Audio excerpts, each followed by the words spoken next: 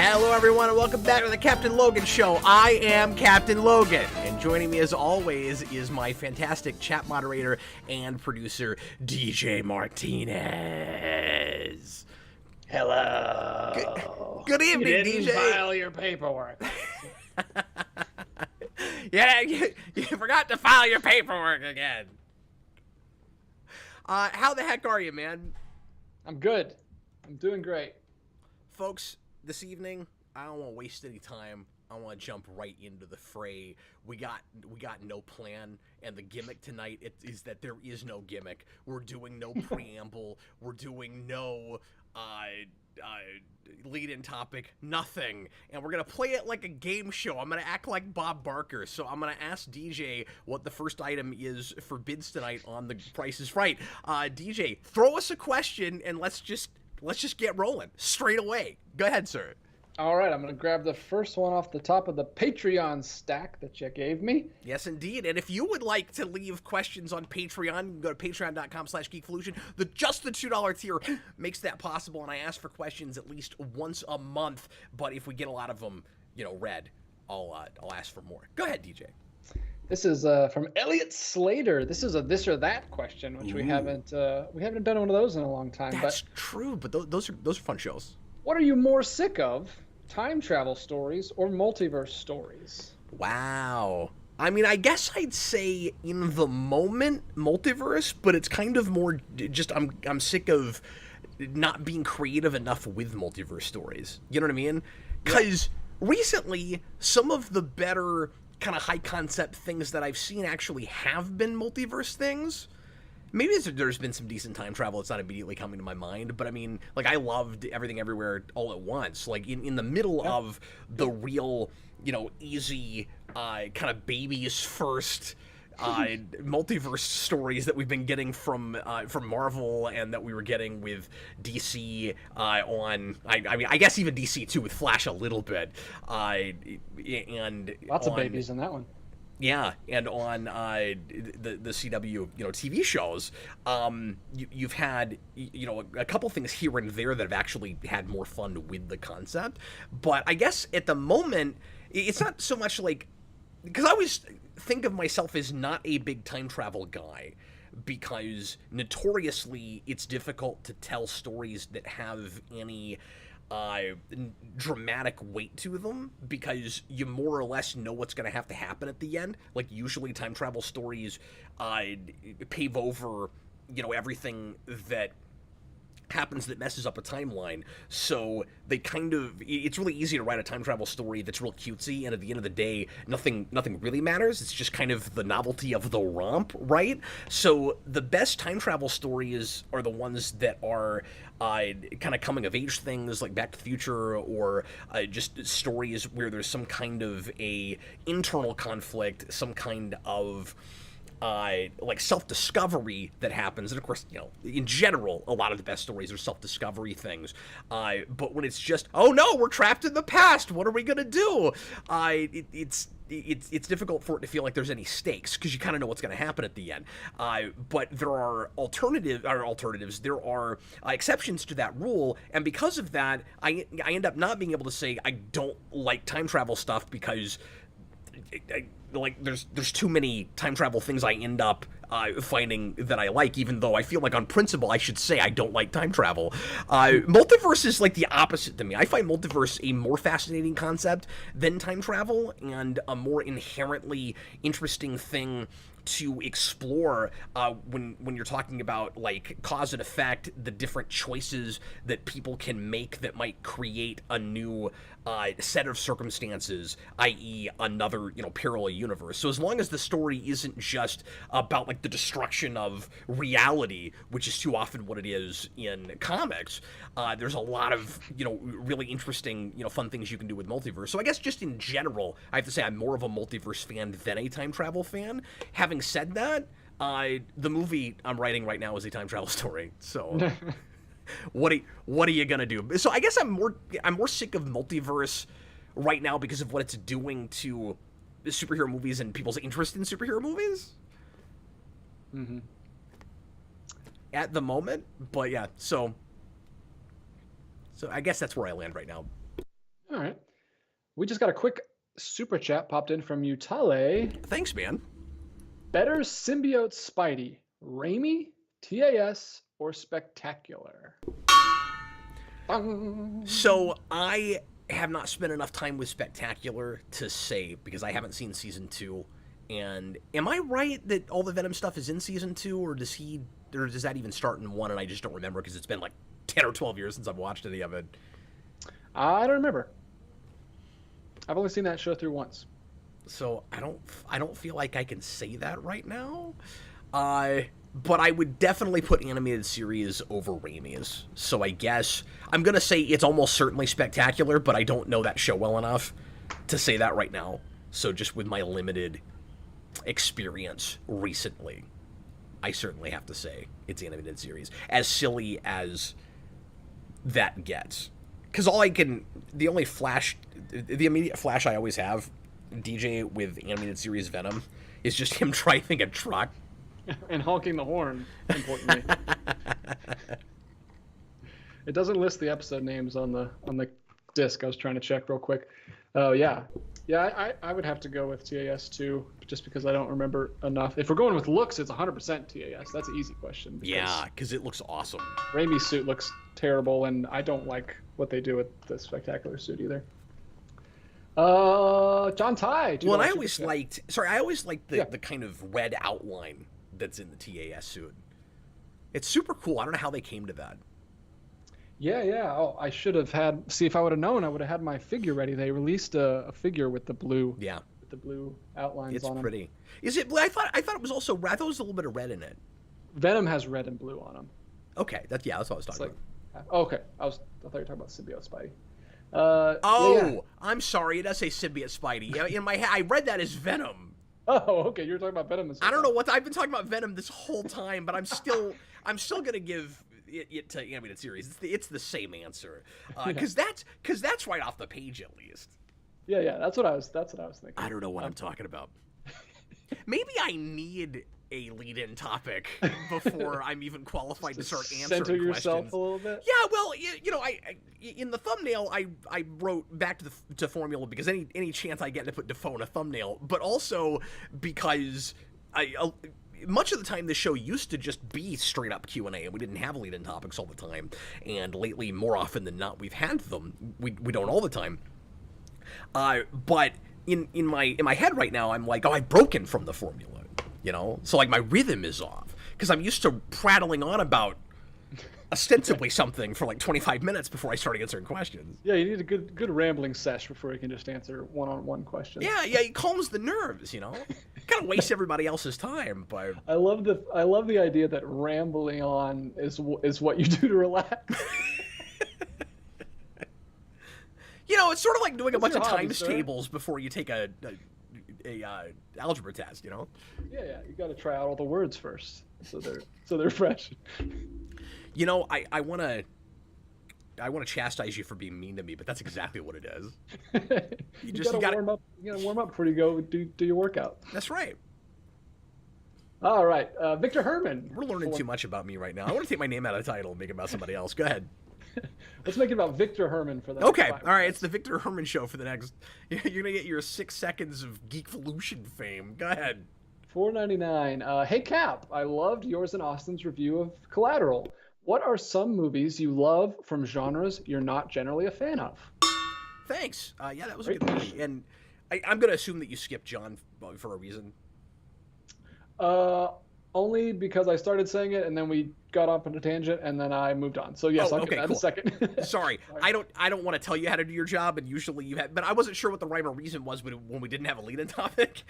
So no, I just it scrolled up as we were talking and I just missed it, but I'll grab it. Cool. Okay, I'm glad I said something, but I hesitated. I was like, I don't know if I should say anything. Movies that I love from genres I'm not usually a fan of. Wow, that's tough. Because I want to give you a really good answer, and it's hard not to just go to my kind of stock answers. Yeah. Like, there's a couple of Westerns that I really like now, but I'm not a big Western guy, and recently I've been thinking about like really kind of throwing myself into that genre a little bit, and like I gave my wife a John Wayne collection for Christmas. Oh, nice. And we haven't watched anything from that yet, so I need to do that. But High Noon is a movie I like a lot that I need to go back and rewatch at some point. I really love the 1954 Godzilla. I'm not a big, giant monster guy or even a big disaster film guy, and I guess that kind of qualifies for that. But there's also some disaster films here and there that I appreciate. And then I'm in a place. Oh, and by the way, DJ, you'll recall that when I was at your place last, I bought because I got a stack of Criterions, and one of them was the Godzilla Criterion. I finally watched it recently. Oh, it's so nice. It's a really pretty transfer. And then I haven't looked into the special features yet, but I did finally get the opportunity to show that to my wife and to Jason, neither of whom had seen it, and they both really liked it. Sweet. You also picked up Ghost World, which I just picked up in the last sale. Oh, cool. So be watching that soon. Yeah, I need to finally watch that. But anyway, I used to have this with biopics where I had like a couple of like Ray and a couple other kind of biographical kinds of movies that I really appreciated, but didn't think of that as a genre I love. But now I think of myself as kind of a biopic. Yeah, now fan. You're the biopic guy. I guess what I every time one comes out, I send it to you. I'm like, here's another one. Yeah, I just watched Rocket Especially Man. if it's like an entrepreneurial thing. I just watched Rocket Man again the other day. I showed that to Jason. Oh, nice. Taron Egerton is a good everyman actor. I feel like he needs to get a big break. He's been doing good work everywhere. Yeah, he really does. And I mean, I guess I kind of appreciate that he hasn't had that huge like blockbuster yet. Like he hasn't gotten picked up by Marvel or DC yet. or he's not having like a big leading man action career or anything. But because of that, he's still doing some of these smaller projects. Like, we're lucky we got him for Tetris because he's wonderful in that. Yeah, all the rumors of him, or all the people who wanted him to be the next Wolverine, have died down since we found out that Wolverine's coming back. So it's like, oh, well. Yeah, but those rumors probably shouldn't have died down, or at least people clamoring if they're wanting that. I don't really have a dog in that. Like I said, there's part of me that wants Edgerton to just stay in the realm of art house films and things. I mean, Rocket Man was a pretty big movie for that genre, for that kind of movie, certainly. But he hasn't had again that like $100 million, $200 million movie yet. He's been in biopics for a while because he did Tetris and then did Rocket Man, and before that he did Eddie the Eagle. Oh, what is that? That's a Hugh Jackman plays a coach. It's kind of like speaking of Jackman, that's really funny. They were both in a movie together. Yeah, it's kind of like Cool Runnings, but instead of bobsledding, it's skiing. Oh, okay. And is it still Jamaica? Eddie the Eagle. Taron Egerton plays this kind of awkward, nerdy guy who Hugh Jackman trains to be a ski jumper. Oh, crazy! But yeah, I was just gonna say the people kind of fan casting for Wolverine, I wouldn't think should go away. I guess people are just short-sighted and they're only thinking about what's about to come out, because eventually we're still gonna get all of the X-Men recast. Yeah. When Marvel finally gets there, unless MCU popularity falls to the point where they just stop making movies entirely. I think it's more likely that eventually they would reboot, which would make it much easier to make X-Men films at that point. But anyway, to finish talking about this, because I'm having a hard time coming up with like really great answers. I mean, I guess I'm not a horror guy, and there's a number of movies in that genre or adjacent to it that I really appreciate. So I talk about Misery quite a bit. That's still probably my favorite horror film, and I like Cabin in the Woods a lot, and I like Flatliners. Although the last viewing I had of Flatliners was not the best viewing, but I still think of that as a movie I really like. Another one you got when you were here. What I tend to do, that was an Arrow one though. Yeah. But what I tend to do is, not really care for genres, and then see the 2 or 3 that I love, and then kind of throw myself into them a little bit. And now suddenly I like those kinds of movies. Yeah, I've also been dipping my toe into westerns lately. Winchester 77 with Jimmy Stewart. I highly recommend. And then I also think you'll really like, because I loved it, John Ford's The Man Who Shot Liberty Valance is great. Vince is a huge fan of that movie. It's wonderful. It's like the post-Western era. It's more of a deconstruction of Westerns, and yeah, it's awesome. Jimmy Stewart and John Wayne in that one. It's kind of weird that I haven't seen that yet, because the first couple of years that Vince and I knew each other, he just rambled on about that movie constantly. Because I think he saw it in college. I think he saw it for a class. Because he wasn't a film major, but he took a lot of film classes.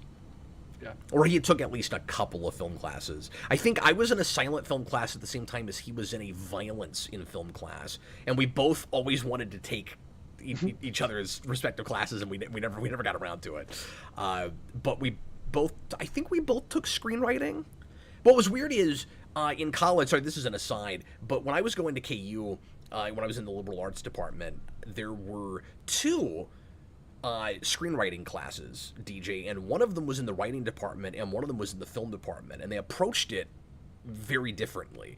And I never took the screenwriting course because it didn't count for my writing credits, although who really cares, because you only needed 15 hours for my emphasis, and I had that in the first couple of semesters, so it was dumb. Like, you could sort of major in creative writing, but it was really just English with an emphasis that was really easy to get. So I took nearly every writing, I took everything but technical writing. I took every single writing class available, plus a bunch of stuff at JUCO before I went to KU that didn't transfer, but I just wanted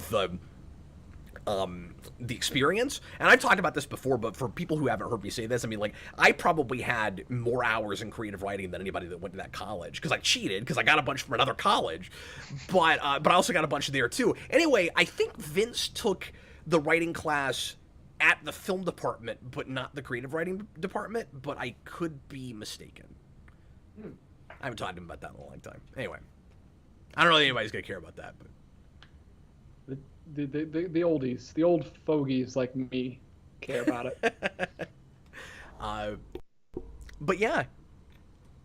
All right, John Ty, $2. Is social media a benefit to society or harms it? The answer is yes. Is it too much to ask for both? I'm going to cop out and I'm going to say yes. Yeah. I have a hard time these days, and I talk about this all the time, not being a little bit cynical and feeling like social media is going to be the death of us, and is, kind of spelling the decline of a lot of parts of society, unfortunately. I think we rely far too much on it. I think it has affected too much the way we interact with each other. I think it has divided us more than it has helped bring us together. I'm not sure very many people would even argue with me about that. And even if you're on social media all the time and you love it, I think a lot of people recognize this, even at the same time as they're not willing to give up their phones. I think it's really easy to, especially if you were around, cognizant, and especially an adult before social media, because a lot of people, growing up now are just taking it for granted and don't have that perspective, don't even really know what life was like before social media. And the best you can do is just, listen to adults tell you stories of the good old days when we didn't all have supercomputers in our pockets, and what they see, in old movies and television and stuff. But I think a lot of us simultaneously recognize the dangers and the way that it's kind of changing us, and I worry sometimes even making us eventually maybe lesser, not as human, lesser than human, and then at the same time not willing to give it up. Is it too convenient? Is it an addiction? Yes, once again, kind of both. But it also provides a platform, or lots of platforms, for people that otherwise would never have one. I wouldn't have been able to do what I've been doing the last 14 years without social media. Because YouTube certainly counts. It's not exactly the same thing as your Facebook, your Instagram, your Twitter, whatever. But there's still a massive social media component to what we do. Say that again. Twitter. It's not Twitter anymore. It's X. Yeah, you know what? I refuse to outright call it that regularly until we see if it sticks, because I'm not... Okay, sorry. Sidebar, once again. Side rant. Yeah, side rant for a second. As always, I'll put in the disclaimer, I don't want to get political about anything. However you feel about Elon Musk and the buyout of Twitter and all of that stuff, I'm not going to get into that. But if I'm Elon Musk, I'm going to look at a couple of things before I straight up change the name of Twitter. And I think you can keep the name and still even change like major foundational things and maybe get away with it. Changing the name seems like kind of a bridge too far for a lot of people. I don't know that it's going to stick. I don't know that people are going to accept it really, because Twitter tweeting has been in the zeitgeist. It's been in the vocabulary for so long now that you might be stuck with it. So I would look at a couple of things. You had the Facebook to Meta thing, and I realized that they didn't change the name of Facebook, the website, the app, like you still use it as Facebook. Yeah, and it's like Facebook by Meta. And and yet like Meta itself, everybody is thinking is gonna fall apart, and that's not gonna work, and it's not gonna take over. It's not gonna be the new internet the way they thought it was gonna be. And we'll see what ends up happening with that, of course. But like, I think they really expected that branding to take off and kind of take over Facebook, and it really didn't. And then the other thing I would look at is, if you're gonna change the name, because Twitter is unique in that there's a special name for the thing you do on it. So if you're going to change the name, Twitter, you have to also bring with it a new name for tweets, for the thing that you do on the platform. Because what are you posting now on X? You're posting tweets on X? Or are you posting some other new thing? You see what I'm saying? It's weird. Yeah, I'm assuming they're just going to be called posts like everything else. Yeah, but they won't. Everybody will continue to call them tweets like they always have. Yeah, it's such a weird. And apparently, like, he just posted an X and was like, "Hey, this is the new name. If anyone has a cool logo, send it to me." And then he just like picked someone's logo that they sent to him. Wow, that's not how you run a business that size. That's amazing. That would be like if I was doing it. Yeah, because that's exactly what I would do on Geekvolution. We're super small potatoes. We work like a little community. If I was changing the name of Geekvolution, I'd be like, hey, does anybody have a... I remember you No, I wouldn't. I'd go to DJ. No, even I have a person hired for this. You did that one time with, what was that show you guys were doing? It was like clock themed. Oh. No, sorry, I thought you were going to say Geekvolution Tonight. It was like a... Because I did put out a call for a logo for that. I remember because I sent one in and I lost, but you went with someone's that was pretty cool. I can't remember what it was called. It was something clock themed because I made it look like the Lost clock. Oh. Like the countdown clock from Lost. I'm sorry, I don't right off know what this is. What was that? It was like one of the it wasn't Primetime Crisis, but it was like that kind of show where you were like having several people on, and it was like a weekly catch-all show. Man, I'm gonna have to look back. Anyway. Yeah, it wasn't the 0 Hour. 0 Hour, that's what it was. That's what it was. Okay, thanks. I don't know that I would have ever thought of that, but yeah, 0 Hour was okay. Yeah, that was what we called Primetime Crisis. I don't know. I'm trying to remember the timeline now. It's been so long. I can't remember if 0 Hour became Primetime Crisis or if Primetime Crisis became 0 Hour. I think it did, though. I think it was it was that second thing where maybe we... Oh, no, it was. Because what we did was we stopped...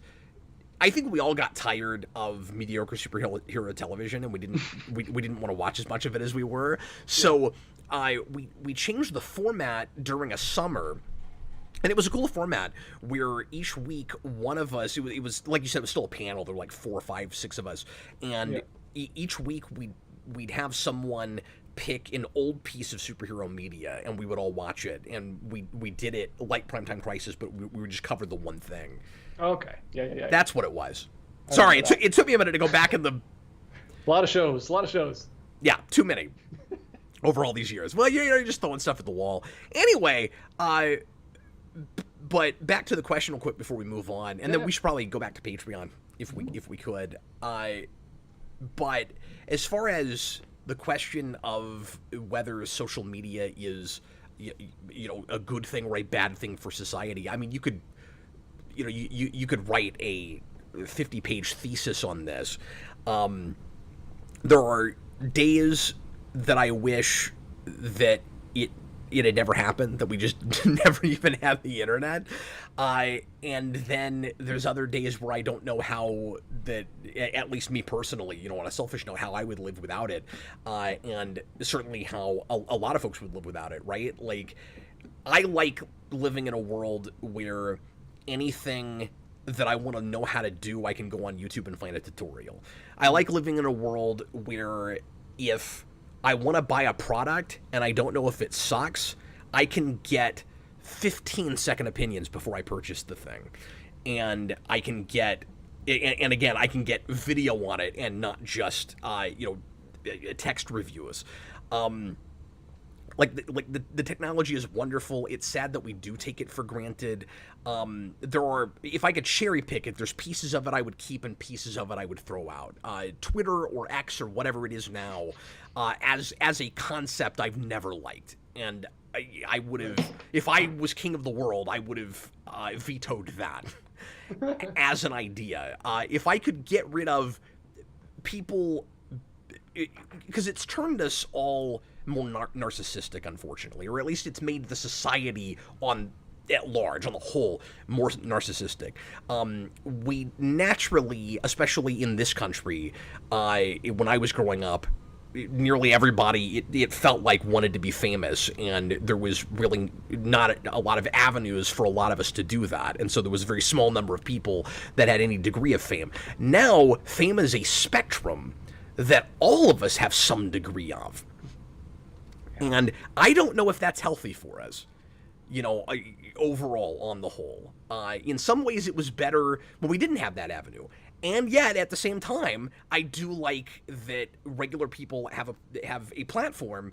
See, I can't help but contradict myself with this.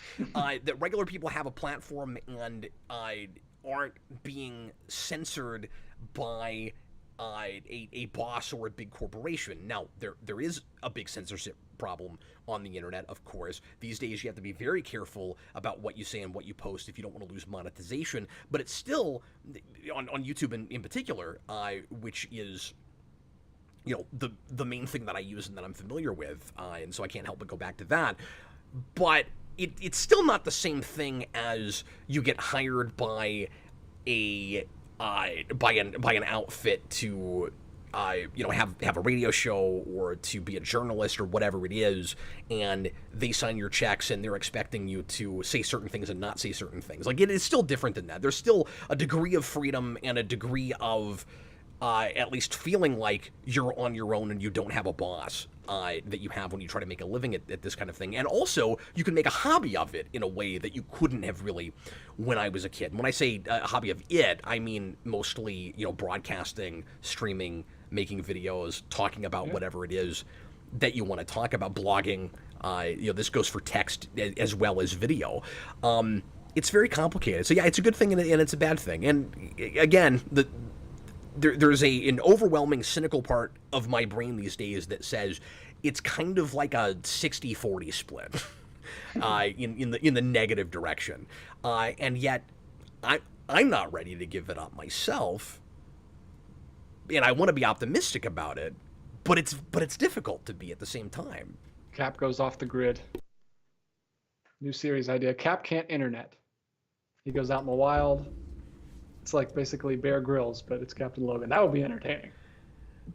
But see, there's such a weird inherent contradiction in that you're off the grid, but you're posting to the internet.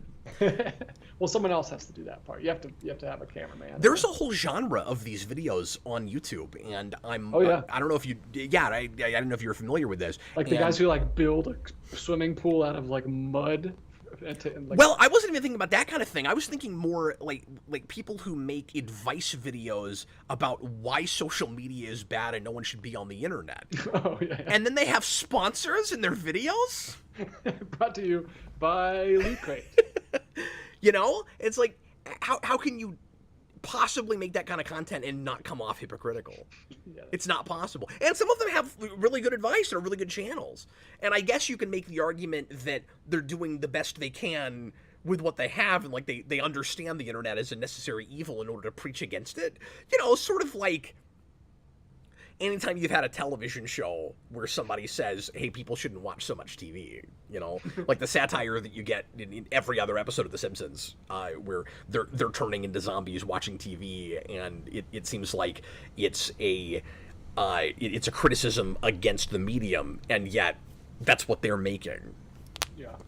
You know, but that's why it works as satire, because they're also being self-deprecating at the same time. We know we're part of the problem, but we're, you know, at least letting you know that there is a problem. And maybe then at least you can make an argument for moderation. Yeah, I think that's the key to anything. What are we going next? Let's go to Patreon. Patreon, Dimwit Monkey. I spent a long time on that, and I still don't feel fully satisfied with my answer. Go ahead. Dimwit Monkey wants to know, which bad comic story would you like to be adapted to screen in a way that fixes the story's issues? Man, I need to get this thing lifted up more, because it's not even reverberating anymore. There we go. That's better. Yeah, that's kind of the whole point of the gong. It has to kind of vibrate. Yeah, I mean, otherwise we can just knock on the table. Or on the desk. Yeah, I'm sitting at a little table. Yeah, and I think he listed some examples too, right? Examples here: MCU Civil War and animated Long Halloween. Right. And Long Halloween, I do think has some in some ways improves on that material. It's not perfect, but I think I like the mystery better. It's been a while since I've watched that. Better example than that even is, but also Batman, of course, Under the Red Hood, which was the author himself. I think that was DeMatteis coming in and reworking his own story and making it a lot better.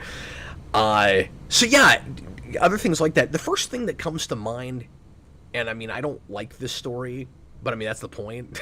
But like, I didn't like this on principle, right? Well, and like other good examples, like Spider-Verse, although that really reinvented that whole thing. Like, it's not even really that story; it's just the premise done differently. So I kind of hesitate bringing that up, I guess.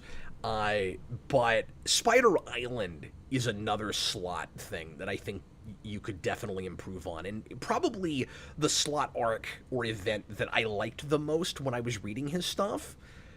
And it's got issues just like his whole run, and it's kind of too gimmicky in the first place. But there's probably at least a cool like animated movie to make based on that, or I could even see doing an MCU Spider-Man movie that's set, if not in New York, like come up with some other isolated place that is an island where everybody gets spider powers. Yeah, I could see that. I mean, I guess the problem with doing it as a movie is immediately you're thinking lizard plot and Amazing Spider-Man, but we've never really done that and then explored it, right? Where like everybody becomes the same kind of creature or gets the same kind of powers, and then that's like the first act plot point, and then we make a movie on it. It's usually the end, like the big end game for a bad guy, and then he fails at it. That's what we usually do. Yeah, the cops were only lizards for like 20 minutes. Because like 10 maybe. I was initially gonna say Superior Spider-Man, and I was having a hard time like getting it out of my mouth because I've always hated the title, the premise, and the story. Yeah. But maybe did you know there's like a Superior cool with that Spider-Man team where he has like Superior Hulk, like a 6-armed Hulk. But it's inevitable. That's what Marvel so does stupid. now. Is if anything takes off, if anything's popular, we have to make a whole side of the universe for it, and we have to do every gimmicky, obvious possible premise with it. So like, oh, Spider-Verse. well, I guess we got to make Venom verse now, and I guess everybody has to be Venom. And then had they even done like a Carnage verse at this point? I don't know. I think there was like another Venom verse, but yeah, we do it with everything, anything that takes off for any amount of time. Six-armed Hulk is the craziest thing. All right, but yeah, I think that's probably the best answer I'm going to come up with right now. Is Spider Island. I mean, I guess I'll go to Batman for a second too, and just be kind of obligatory, because it's weird for me not to throw out a Batman thing. What is that? Have you ever called Dan obligatory? Yeah, I think you could do a Contagion story, and I mean it might be kind of on the nose after COVID, but then in some ways it's also the right time to tell that story. I was actually reading back through Contagion. I say back through. I never finished it because it's boring. I was actually reading through that to do a review of it when COVID started. I was like, well, this seems like the right thing to talk about right now. Contagion is a story where a pandemic hits Gotham really hard, just like that. Only people are dying, like a lot more people are dying. It's worse. I know people died in COVID. I'm just saying, like it was, it's like tons of people all over the place, and it's not just the elderly. And see, I can't even talk about this without getting in trouble. I also realized COVID didn't only affect the elderly. Anyway, but I started reading anyway. That story eventually leads into Cataclysm in the No Man's Land. If you're not familiar, so it starts in around 97, I think. And anyway, I started reading that, and like I said, it's just boring. And I was like, I don't want to talk about this. And I think I actually even read all of it, or really close to all of it, and then I just couldn't bring myself to sit down and talk about it. So I never did that. But I'm sure we can make that story better. Shall we roll on? Please. Mutale 14, South African Rand. Did you like the Blue Beetle score? I liked the main theme, and I meant to bring that up when we talked about it. I always do this, DJ, with movies that I don't care for and that I flip red. Like, that movie wasn't the worst thing ever, but it's not great. I don't really want to have to sit down and watch it again until I have to. But I always, in the back of my mind, when the music is okay, I'm like, okay, don't be that jerk that goes, the movie sucks, but the music's okay. Like, that's the thing everybody always goes to when something's not great. Is it's so easy when you have to come up with a positive to just go to score. I mean, having said that, it seems like, especially in that genre, in the last several years, if a movie's really mediocre, the score is also mediocre. Yeah, I can't think of many examples where I'm like enjoying the score. It's usually like the composer's like not feeling it because it's not great, and then he's not really inspired to make good music. But yeah, I think the composer for that movie is not an experienced film composer. I think he's like an electronica artist. He's like a pop artist, and so it had a little bit of a different flavor to it. And like I said, I like the main theme quite a bit. I didn't really think about or notice the score through a lot of the movie, but the main titles I thought had a cool sound, and then anytime that theme would come back and win its way in, I was like, okay, there's something here. So yeah, that was definitely one of the better aspects of that movie. And I should have brought it up on that review, but like I said, I think I had a mental blocker where I was like, don't just say the score is good. His music composed by the Haxon Cloak. Yeah, that's right. What a name. Yeah, I immediately, when I looked it up before the review, because I was going to talk about it and then I didn't, I was like, immediately I was like, oh, this guy must not be a composer, because he's got, sort of like the guy that did, like Junkie XL, the guy that did some of the BBS score. Yeah, he's done, I think he's just new. He's done a few scores. Midsommar, Beau's Afraid, Beef. Oh, okay. Paper Girls, Returnal. Oh, he worked on Paper Girls. Weird. He looks like a cross between Lin-Manuel Miranda and Josh Peck. I never did end up watching any of Paper Girls because it got canceled like 3 days after it started. And I was like, well, this is going to be like Why the Last Man. You know, there's going to be no point in looking at this. Because it's not going to finish. And that's a story that has a beginning, middle, and end. So what is the point of looking at this adaptation? And I just feel bad for Vaughn that's happened to him twice now. Yeah, poor guy. Did we cover? You covered that one? Yeah, just Blue Beetle score. Yeah. Mutali has another one. Which Geekvolution co-host would you make the godfather of your new baby? Oh. Also, if Jason was chosen by the Blue Beetle scarab, how would you feel? So I don't like those sorts of personal questions. Because you put me on the spot where I have to pick somebody and then everybody else feels left out, or I don't want to be the godfather of your baby. Feel free to leave me out. I was gonna say, or the person I pick is like, I don't want that sort of responsibility. Yeah. So like, no offense to anybody, but I wouldn't pick a Geekvolution co-host as a godfather for one of my kids. But if you had to, it would be Austin. Clearly. They're not. Because they're not local, so it wouldn't make any sense, you know. Like Vince isn't regular anymore, but Vince at least lives around here, so like it'd be him, but he hardly counts because he's not he's not regular anymore. I mean, he'll occasionally come back. So I guess if Vince counts, then that's my cop-out answer. But if you just mean like, you know, taking any kind of practicality out of it, yeah, I still don't feel right, you know, answering that. So yeah, I'm not going to. I think all of the folks that work on the channel would do a great job. Anyway, what was the rest of that? Especially that Dan obligatory. Also, if Jason was chosen by the Blue Beetle scarab, how would you feel? Well, I wouldn't lose my mind and scream and freak out and start throwing things like the entire family in that movie. That would probably not be my reaction. Or at least I wouldn't do it comedically. I'd probably go... I'd probably say, okay, well, that's nice, son. Like, there's other more intriguing, interesting... You know what you would say. You'd say, you don't owe this world anything.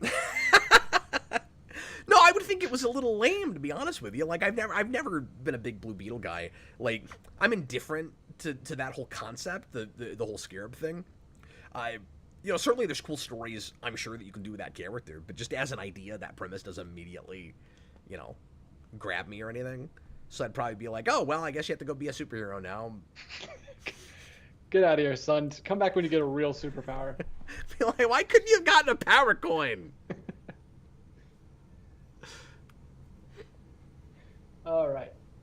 Last one from Mutale. Cap, would you rather have been part of the writing team for Breaking Bad or Better Call Saul? Oh, that's interesting. Wow.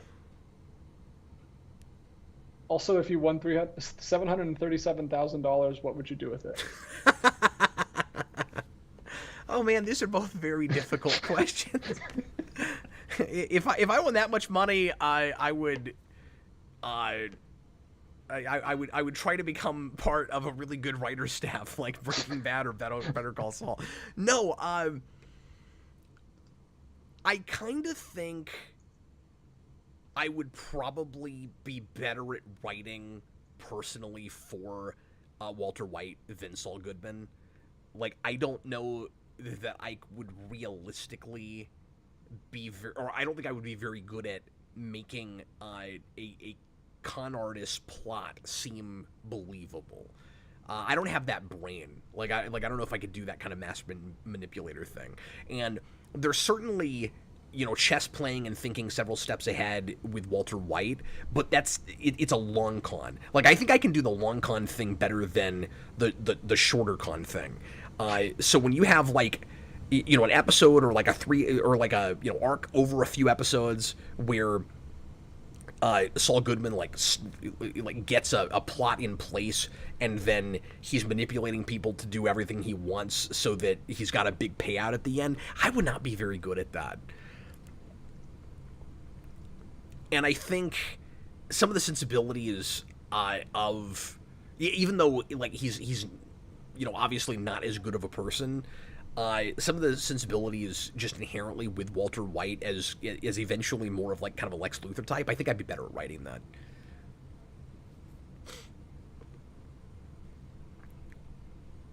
Somehow Better Call Saul sounds harder to write. And then if I had that much money, why specifically that dollar amount? Is that a dollar amount from one of those shows that I'm just not remembering? I don't know, $737,000. Is that how much Walter White actually ends up with finally by the end of the show? Or I don't remember anymore. But I bet that's significant to this question. Yeah, we're giving you the benefit of the doubt that there's a theme here. Or he might just be throwing out a completely random number. He might just be a big fan of that kind of airplane, and then he just tacked on the zeros at the end. The 737. Oh, yeah. But yeah, I don't know. Yes, it's what Walter needed for his family. There you go. I would. I'm gonna give you like the not very creative, interesting answer and just say like I'd probably look really hard into investment and stuff, at least for part of it. We'd invest it all into MoviePass. Surefire idea. I'd start MoviePass over again. Well, they did, and they're called AMC stubs. The right way this time. Was that AMC buying them out? No, MoviePass is still a thing. I just got an email from them today. Oh, really? I didn't know that. That's They're crazy. Still trying to get it off the ground. They're like under new management, but no, the real answer Trust is you guys. I'd probably start a publishing company. That's been a big bucket list item for me for a long time, and I don't know if I'll ever do it. But you need some good startup capital. Yeah. I just got an email today. MoviePass, the company that lets you see any movie at any theater, is back. Oh, good. Well, it'll be real fun to see them crash and burn again this time. Fun while it lasted. Josh Calisano, $5. Hi, Josh. Thanks, man. Who are some villains you'd like to see the X-Men fight in a reboot? I personally would like to see Arcade and Proteus as villains. Proteus, yeah. So, those three villains, I know what they are. I'm not super familiar with them. Obviously, the stock answer I'm going to throw out because everybody wanted it forever, and I wanted it real early and was surprised how long it took before they started even name dropping it. But like we had Sinister name dropped, or at least Essex. They were building to it for movie after movie, and then we never got there. So obviously that's the big thing that I still want to finally get to. And if they did that, I hope they would look at, was it Remender?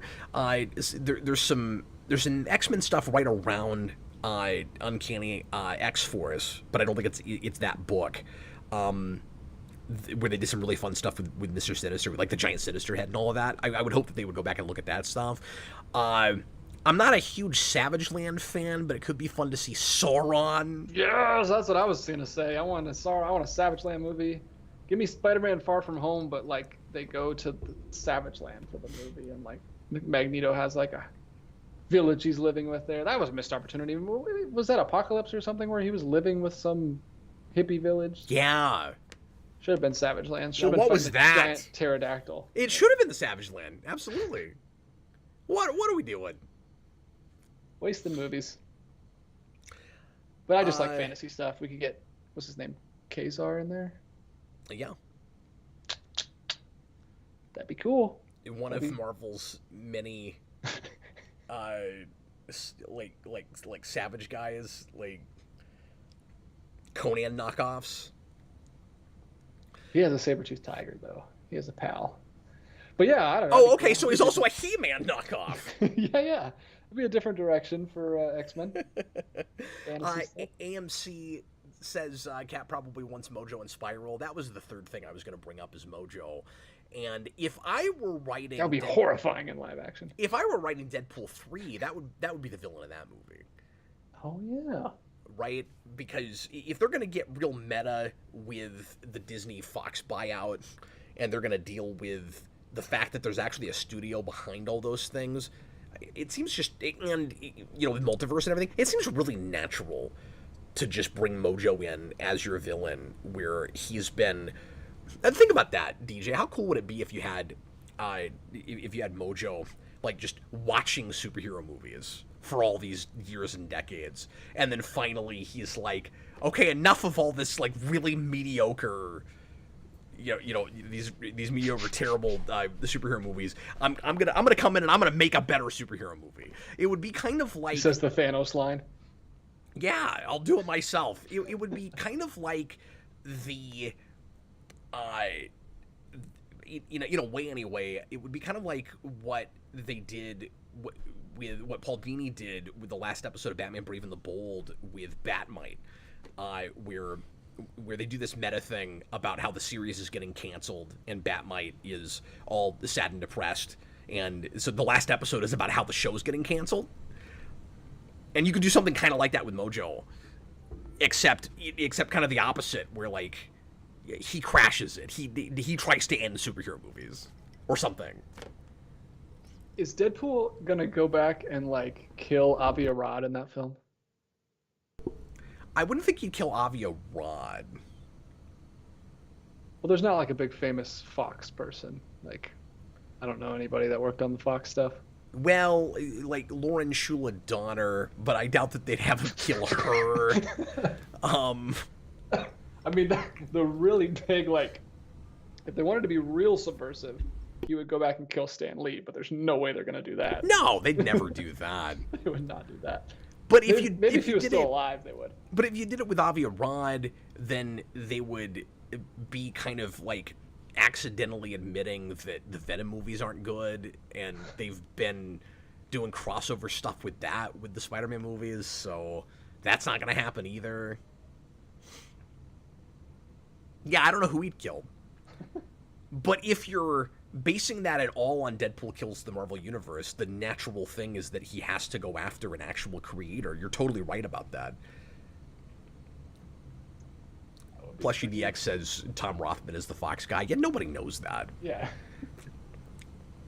Played by Tim Roth. The natural thing to do would have been Bryan Singer if he wasn't Me Too'd. Obviously. It's like, you started this whole thing, then you came back and you made movies people didn't like. And then, maybe him and, what's-his-face who directed Dark Phoenix, like, at the same time. Like, just kill them both. And Brett Ratner, just throw them all in. Brett Ratner, who is also not working anymore, I think, right? Well, we can have people. We could just cast people who look like them. Yeah, but that whole thing is so sticky. I'm not sure that they'd want to be. They'd want to get into any of that. Because people would complain that Deadpool's not commenting on the obvious elephant in the room that you wouldn't be able to comment on, right? They'd go, well, if you can't be that edgy, then don't even do it,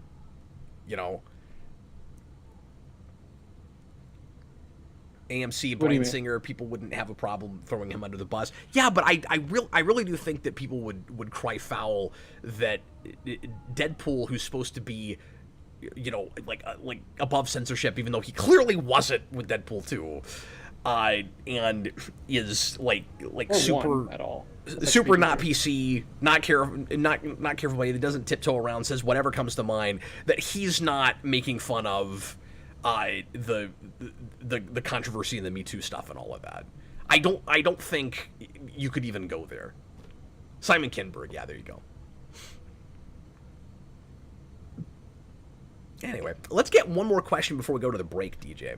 All right. Another one from Victor Herman, $4.99. Hi, thanks. What's up? Would you ever do a video about great cinematography and production design in superhero movies? I would certainly consider it. I feel like I would need to do more research than I usually do for a video like that. And of course, with my personal schedule and other things I'm doing these days, I have not been doing scripted stuff for going on a couple of years now, and that would probably make for a better scripted video. I don't know, DJ, if I would be confident enough to do an off-the-cuff video about that unless I was just real well-researched and had an outline and wrote a lot of notes. Because that's not my forte. Yeah.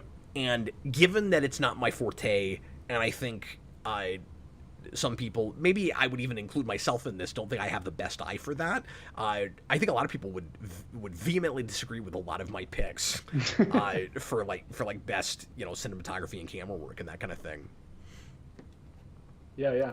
Although I would be more comfortable in making that video than a visual effects video. Yeah. Well, he also says production design. Yeah. Which is another area that neither of us know anything about. Well, and then you get into sticky realms, right, where you have great production design, but you can't tell because the cinematography is not good. I think, and I always bring up this example, but Man of Steel would probably count as a movie that should be in one of those categories, but not the other, which is weird. But it's the actual physical sets that are built for that movie are not photographed well enough in the film for you to realize how good they are. And then you have to look at the special features before you realize how much work was done on that stuff, because Singer, we were just talking about Singer, because Snyder didn't have enough coverage. Yeah, I'm trying to think. MCU has just taken over and they don't do production design. I guess Black Panther would be the last one that had really good, that was at least costume stuff. Yeah. At least the costume design was great. Yeah, there's some nice set stuff with that too. Shuri's lab is cool. Yeah. I just don't know how much of that was actually there. Yeah, I mean, they like to shoot everything in front of a green wall and give Nick Fury a green squirt gun in his hand. No, some of the interior stuff in Wakanda certainly they didn't build, but there's a decent amount of her lab that they built. You have her main area with the monitors and everything, and then you have the skateboard ramp and all. That's all there. Some of that's cool. Alex Barron says Quantumania is one of the worst designed movies I've ever seen. Visual puke. That's what I've heard about that one. I've not seen it. Yeah. It's like what I would have expected Ragnarok to look like with that script or lack thereof. Because Ragnarok actually looks pretty decent. Except for the places where it doesn't. But I mean, I don't know. It also has some, badly integrated effects and stuff, but the designs are much, much nicer than Quantumania. Yeah. But I don't know. That would be a big research project. But yeah, at least you have a genre that you're limited to, so it limits a little bit. Yeah, if I'm doing just a list and I don't have to get real nitty gritty with it, I might consider doing that. Yeah, so the list would be like top 10 or whatever number of like best production value, getting outside of visual effects. I mean, at some point it would just be, what has the prettiest sets, I guess. What is the superhero movie with the most lavish, impressive, sized sets? Would you say, DJ? For me, it's Hellboy 2. Oh yeah, good call. Troll Market and the end, the big cavern scene. I think all that stuff looks really good. But he didn't have a huge budget, so there's got to be somebody that had unlimited. That made that more impressive, though. Batman Begins had a lot of its Gotham built in a warehouse. That's pretty impressive. Yeah, it looks much better than just the city streets in the second one. Third one. Guys, we're going to go ahead and take a break. Throw in some more questions if you're so inclined, and we'll go for another hour, or at least as long as we still have questions to answer. Stick around. Hope you're enjoying the show, and we'll see you again in just a few minutes.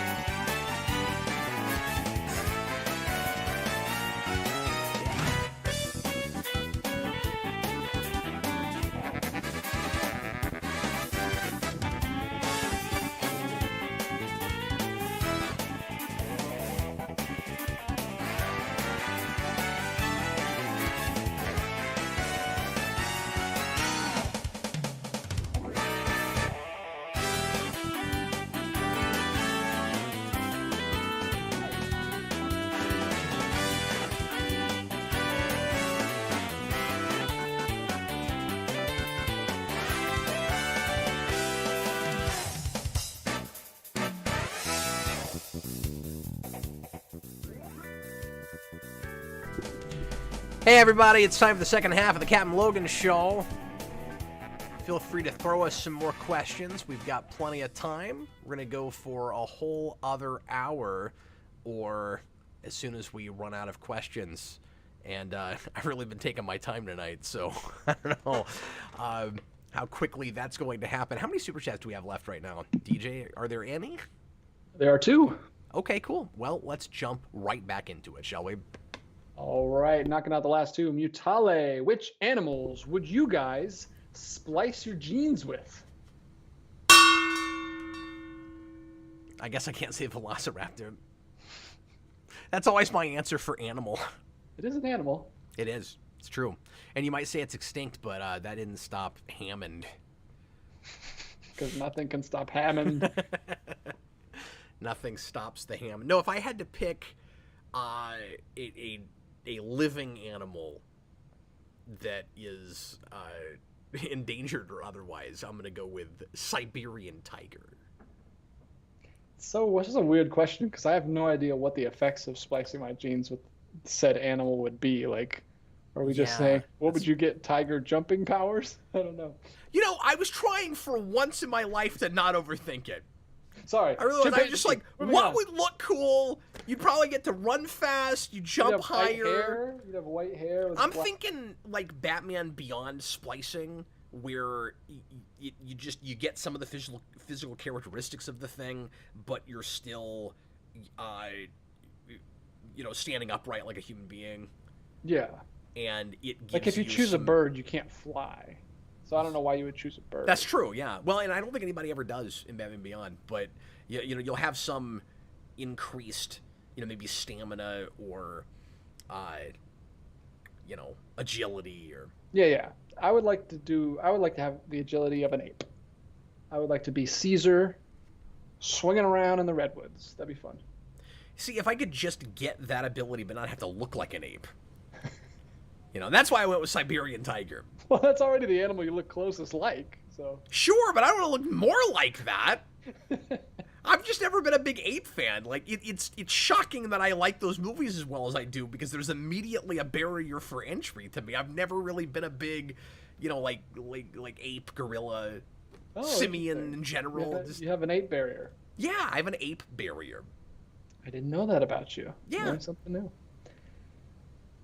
Yeah, that's right. Trying to think of an animal I just don't like now. You're learning about my xenophobic sensibilities regarding other primates. Yes, thank you. Well, I think we covered it. It's gonna be my new catchphrase. John Ty. We can check that one off the list. Okay, go ahead. $5. Do you ever feel like using social media? Oh, he's back. He's back on the social media. Is hacking your brain to decrease your attention span? Well, I don't think it's hacking your brain. That's just what it's. Dude, that's what it's supposed to do. To decrease your attention span? Yes, absolutely. But you could make the argument that that a lot of technology, that a lot of entertainment through screens going all the way back does that to some degree.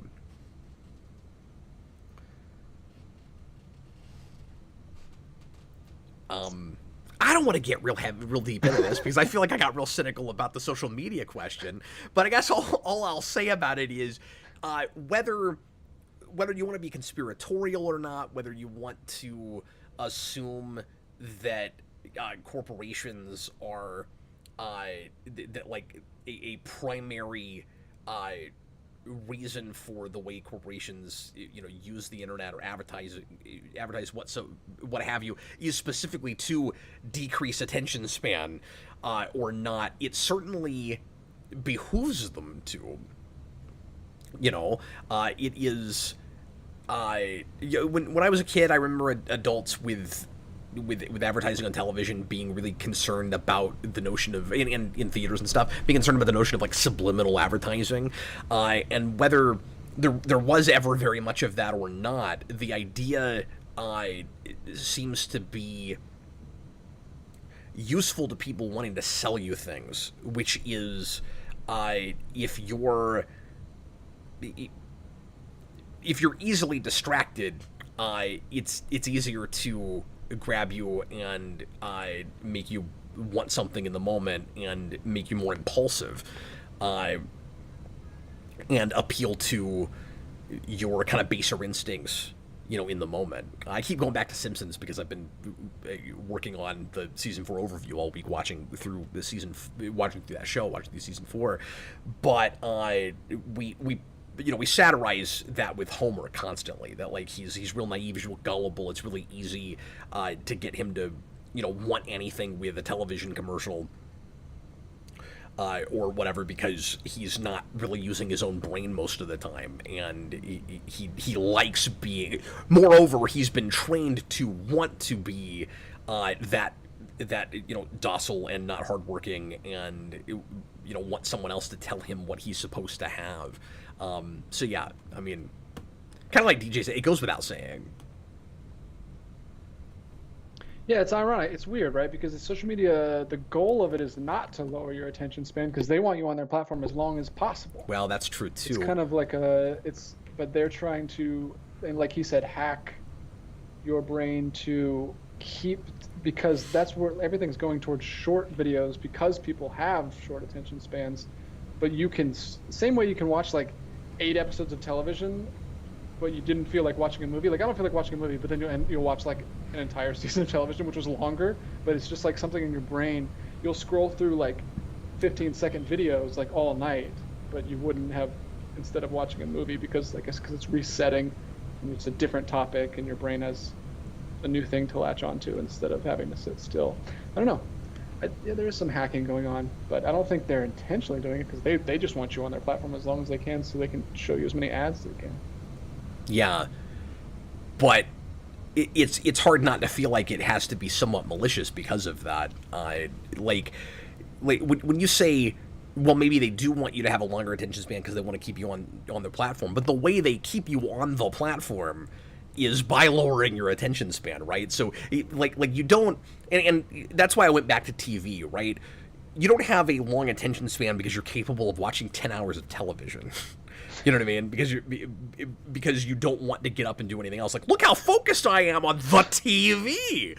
Yeah, but you're constantly getting like new hits of endorphins from different things while you're looking at TV, while you're channel flipping, or even binge watching something, depending on what exactly it is, I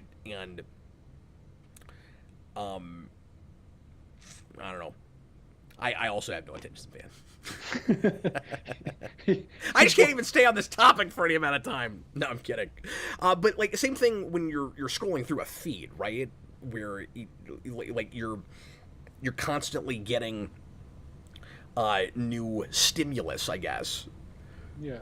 I don't even know what the difference is. I guess we can move on, but like there's cuts every few seconds in a movie, so you're getting new stimulus. It's all just like whatever you're interested in, really. Like, I have much better attention span with movies than I do with TV, just because I'm more interested in that than most television. I'm not a big television guy, but it's just what I grew up with. I don't know. But I think the difference is, well, and like, if you didn't watch a lot of TV growing up, that probably helped your attention span a lot, especially if you did any reading, right? So it's, some of this is like active versus passive. So, the difference between only looking at short form content and seeing like 30-second, 45-second videos and then moving on is that, sorry, the difference between that and listening to like a 2-hour podcast is that 2-hour podcast is probably going to get like real deep into a subject, and it's going to ask you to like pay attention and remember things that have been said already. You're probably gonna have to use your brain more while you're paying attention to it. Again, depending on what exactly it is in what's being discussed. So like discussion versus just like quick tidbits and stuff. Like it's kind of like the thing that, and this can be a good thing for education, but it's kind of like the thing that might keep you looking at an encyclopedia, where you're cross-referencing. You're reading part of an article, and then another word comes up, and you go, "Oh, now I'm interested in that word, in that idea." And so, dromedaries. Say it again. Dromedaries. I don't know. Which I just learned are different than camels. Dromedaries have one hump. Camels have two. Oh, I see. Sorry, I didn't know what that meant. Now I know what you're talking about. But yeah, like you're reading about let's say that, and then it's like and then it's like it's this thing is similar to the camel, and then you go, oh, I want to know more about camels. Well, you didn't actually. Well, I said this could be good for education if you read the whole article first, and then you go look at something else. But if you keep getting distracted, no, I think this actually is a good allegory. If you keep getting distracted, where you'll read like 2 sentences about a thing, so you know the very bare minimum. You don't even have a foundation of a subject to then continue, reading about it, and then you go and look up some other subject, and then you're reading about camels. You're like, camels are found in Egypt. Ooh, Egypt! And then you go look up Egypt, and then it's like, in Egypt they had the pyramids, and so like you never actually learn anything. It's like that. It's that lack of attention span. Whereas listening to the whole podcast would be reading the whole article. Gotcha. Anyway, I don't know if I'm making any kind of a point now. Let's move on. I think we covered it. Mutale, Cap, which Spider-Man... Oh, it's his new thing now. He's going to put it on a t-shirt. Cap, which Spider-Man writer would you like to see write Batman, and vice versa? Also, do you think you lost more subscribers disliking Ragnarok or Rises? Wow. I think more people in general were probably watching the channel when I did Rises. That was earlier on in my career, and I was doing more regular scripted rewinds. And so I think I want to say view counts in general were probably up then versus later, but also, how many views you got in a week probably wasn't that different from even what it is now. It was more like evergreen content that keeps getting hit, later on. So I'm actually not totally sure about that, but I think more people individually seemed madder about Ragnarok. But it's hard to say how many people left. We definitely lost people over both of those movies. Which is fine, because I would say, if you don't like what I have to say and we don't line up enough where I'm not fun to listen to, you don't have to listen, so that's fine. But yeah, I guess I'm not sure actually about counts, but I think more people were angry with Ragnarok, partly because they felt ganged up on because there were 2 of us talking about how bad we thought that movie was. Yeah. Versus Rises, where I was by myself, and then I did a longer podcast where I talked more, it was more like a spoiler cast back before we were calling them that, and I had a couple people in that video that liked the movie more than I did, and so... Oh, I listened to that one a lot. Yeah, you did that with King and Shades at Night, and yeah, that was cool. Remember those days? I was just a wee little college. Not that I've ever intentionally gone, brought people on because they had a different opinion than I did. I just knew those guys wanted to talk about that movie. Because sometimes people will be like, well, Cap, you need more of a diversity of opinion. You're too much of an echo chamber. You've got the same 2 or 3 people in your reviews. They all always agree on everything. And first of all, that probably happens these days more often than it used to, because I think overall a lot of us agree that there's more not great coming out than great. So we're lining up more negatively more often. There's that, but I've never liked the idea of that my job is to find people that have the opposite opinion of me and put them on. I really resist that. With, again, newer stuff, Austin and I tend to line up more often, but there's a bunch of stuff that he and I vehemently disagree on. We just haven't ended up reviewing it yet. When we get further into the commentary project, you're gonna see us come to blows over some things because he hates Wonder Woman. I don't know what the heck he's talking about, and that will be a very strange thing to watch with him.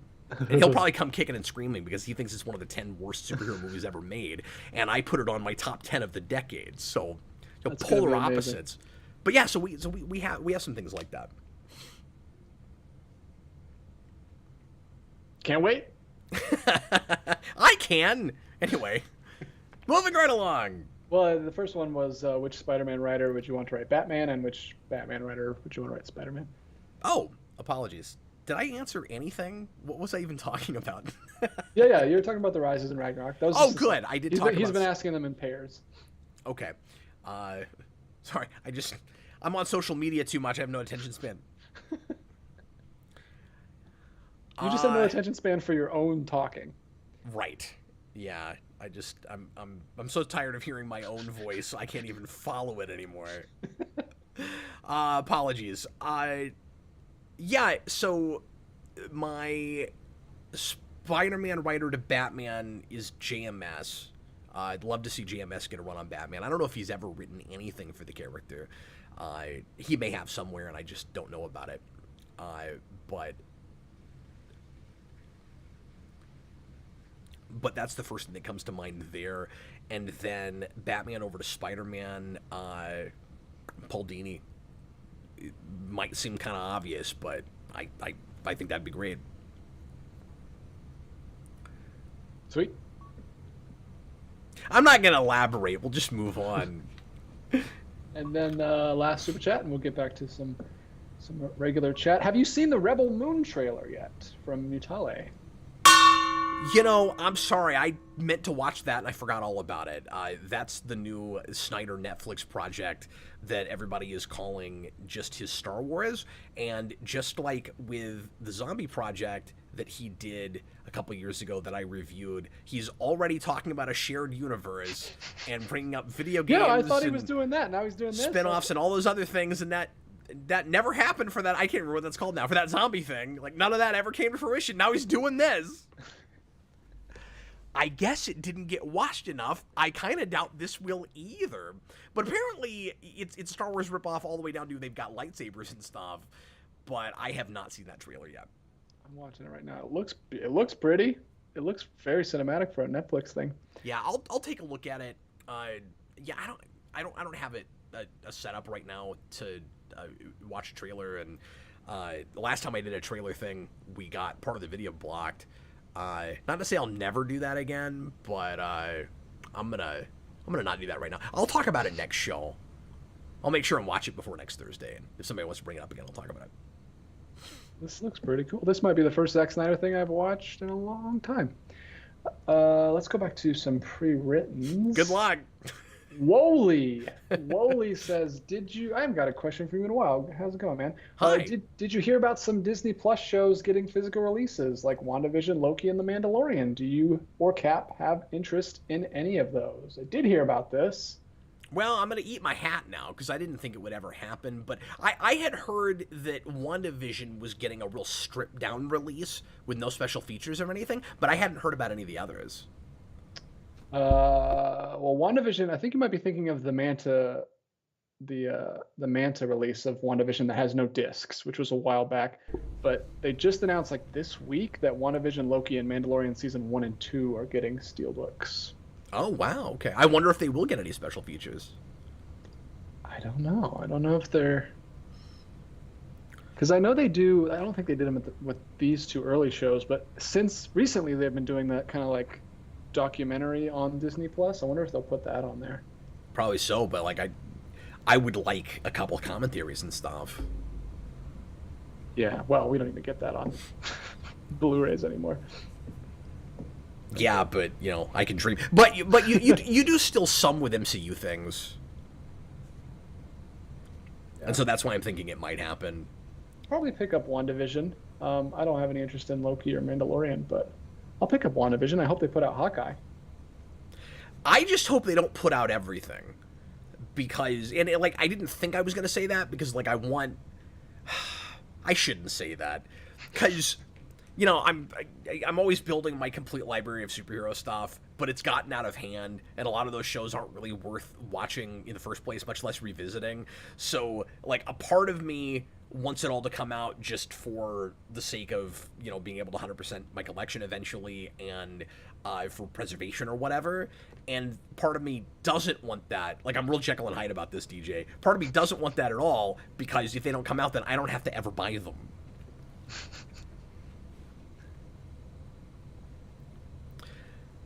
So, yeah. Yeah, I haven't had Disney Plus for a while, so it'd be nice to have Hawkeye and WandaVision, but yeah, I won't be buying any of the other ones. I'm not a completionist with any of that stuff. If I didn't have Disney Plus, I would buy the first couple seasons of Mandalorian just because I think they're decent and Freddie loves them. I haven't watched 3 because I've heard really bad things, and I just don't care anymore. I really lost interest a couple episodes, like a lot of people did, I think, a couple episodes into Boba Fett, and apparently the end of that show is kind of just Mandalorian 2.5, so I need to finish that to watch 3 probably, and it sounds like they had kind of a shake-up with Favreau and stuff, where he's not even really working on that 3rd season, and I've heard it just looks a lot cheaper and stuff. So, you know, obviously I can't speak to it because I haven't seen it, but that's why I haven't been in a hurry to look at it. And the next Star Wars thing I'll finally probably sit down and look at is Andor, because everybody keeps telling me how great it is, and I just keep forgetting about it and I haven't gotten around to it. And I don't care about Ahsoka. People are saying good things about the first episode, and that it looks real pretty and stuff, but like, I'm not a Clone Wars guy, and I don't have any initial interest in that character, and her appearance in Mandalorian was really good, but I have to assume that there's going to be a lot of stuff in that show that'll just be over my head because I don't know the lore well enough, and I don't really care to. And so if I ever look at that show, it'll be after I have at least caught up on all the other quote-unquote Mandoverse stuff.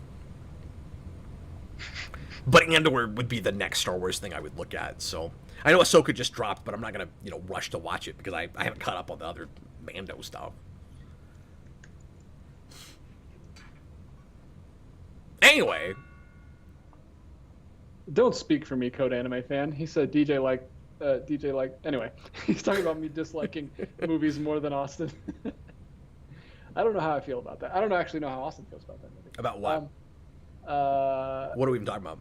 He was just saying, I don't know. They were just talking about X-Men movies. He said DJ dislikes Days of Future Past more than Austin. I think they're still talking about that. But there are some bonus features on Loki. I found that it's just mostly gag reel, some deleted scenes, that assembled making of featurette, and then a couple of shorter little featurettes. So, well, standard. At least it's something. Coming out September 26th.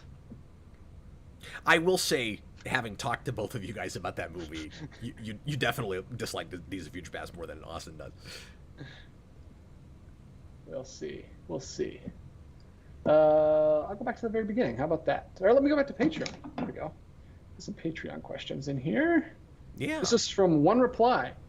Which superheroes are the ones you expect to retire or step back, and which ones will continue their mission until they die? It's a cool question. Also, what's the difference between them? The difference between what? The two. Every superhero? No, just the ones that'll keep going and the ones that'll quit. Oh, just in motivation? I guess. I wasn't given a script. Oh, okay. I only have the question. Well, yeah, I mean, you have some that classically are, hoping that at some point they can kind of give up the mission. I would say, at least the way the MCU handles it, Iron Man is obviously in that category, but maybe even in comics he sort of is. I don't know. Maybe Austin would disagree with that, being the big Iron Man fan he is, and I haven't read enough. But, like, and maybe that, I don't know. He doesn't like Age of Ultron, and that's mostly where I'm getting that from. Where he's like, well, let's just automate everything, and then we don't have to do this anymore. We can move on with our lives. So at least that iteration of that character would certainly have that.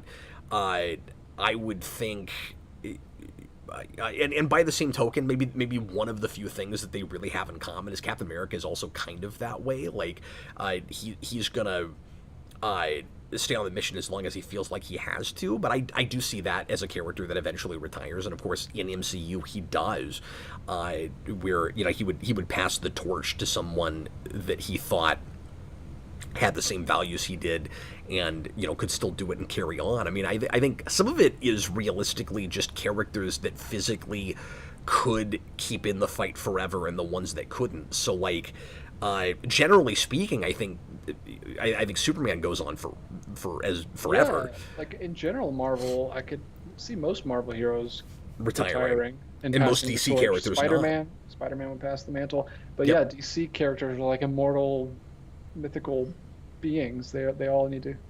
Even Batman. What else are they gonna do? Because he's Batman. But very often when you have futuristic versions of Batman, where he's like Beyond, but even other things, like Kingdom Come and stuff like that, Batman will kind of, even behind a computer, continue on with drones, or sort of like Oracle, like helping out other heroes. So yeah, even that's it's weird how easy this question is to answer now that you say that. It's almost like just a Marvel versus DC thing. Like, most DC characters, I would see not retiring. Like, Wonder Woman's not going to retire. And most, except for some of the more street level guys, like Green Arrow certainly would. Yeah. But he might still even be like Batman, where he would not be able to keep going out, but he would still find a way to sort of keep going, right? But then what characters in Marvel would you say would be most likely to not ever hang it up? Besides your more cosmic characters like Silver Surfer and those kind of guys. I guess Wolverine. Just out of boredom. Yeah. Well, yeah, old man Logan, he keeps going. But he tried to retire. No, everybody in Marvel tries to retire. I mean, like think about it. How many different versions in Marvel do you get of the Spider-Man No More thing? Yeah, I think it's just a difference in storytelling. Marvel was always meant to age and grow up and move on. So you naturally get to that place eventually. Yeah, it was always more realistic in that way.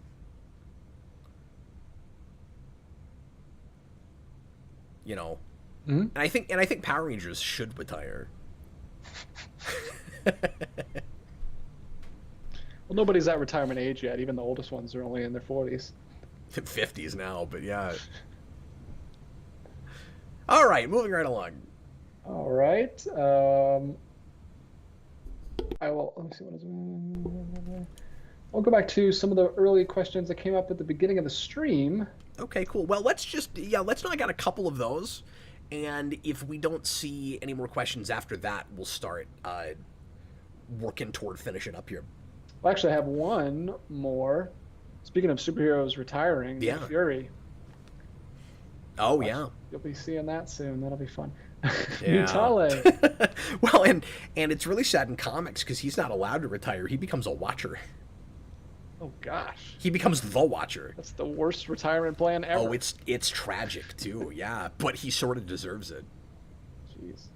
Mutale puts in a super chat. Oh, thanks. Is Jason a Nepo baby? I don't know what that means. Can you help me out here? I don't know what that means. It's a term. It's like nepotism, like people who. Well, I know what nepotism is. Yeah, what Nepo does it baby. mean? Like, he's just. No, I'm trying to say. Oh, okay. Like in the film industry, mostly Hollywood, like people who got their shot in Hollywood because they were related to.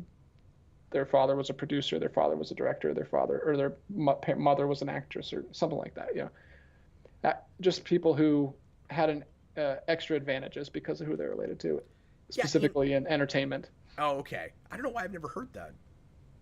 Oh yeah, it's a big thing. Sorry, I didn't mean to cut you off. I was trying to see if I could figure it out. Okay, well that would be much more fun. I should have let you do that. Just guess. No, I got self-conscious because you were laughing at me, and I was sitting here like, I guess I'm supposed to know this. It's just been like a big thing because everyone on the internet has to have an opinion and yell at other people, that people are like getting on to people because they were given chances that other people weren't given or whatever. Call them nepo babies, like a derogatory term. Man. Like everybody's got,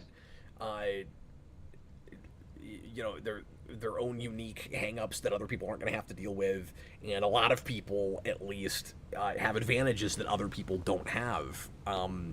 You just got to work with the deck that you're dealt, and I don't think it's helpful to you, the person doing that, in your own career and creating your own best future, to be looking at what everybody else has. Just do the best for you, and take advantage of the advantages you do have. That sentence was bad, but I'm gonna move on. So. Take advantage, whatever. Anyway, no, in the tiniest sort of way, in that I have a little bit of a following, and Jason can get some of my following to look at his stuff, so he's not starting from zero, but he's starting from next to zero. And there are at least a couple of rungs above zero, right? Like, especially because if we're just talking about like in the YouTube scene, right? If Jason, and he does, if Jason wants to make videos, he's not even talking about the same kind of stuff that I regularly talk about. So he still already has an uphill battle. When he made his own channel, he had very quickly a couple hundred subscribers, because that's about how many people on my channel cared about retro video games and wanted to listen to at that point, 11-year-old talk about them. Mm-hmm. So you're already going to have an uphill battle. Even if he had been talking about superhero stuff, it wouldn't have been a big number.